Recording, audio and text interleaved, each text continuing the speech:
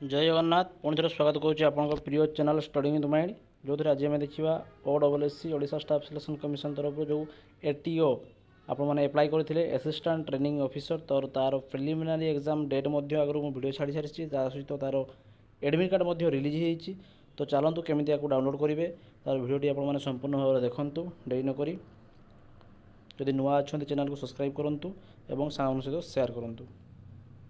तो आपने सिंपली जो रही OSSC.gov.in पब्लिक जो रही साइड वेबसाइट से आपने जीवे और से क्लिक कलापर आपणकर ये किसी इंटरफेस फेस करेंगे जो भाई आसी।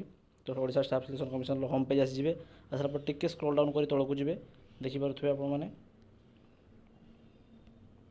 आसला पर मेंशन होगी देखिपे जोटी रही download the admission letter for the preliminary examination assistant training officer जो ATO रही तार।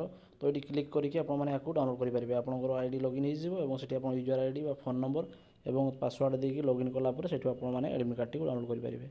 ठीक अच्छे वीडियो भल लगे सहित सेयार करेंगे। धन्यवाद। जय जगन्नाथ।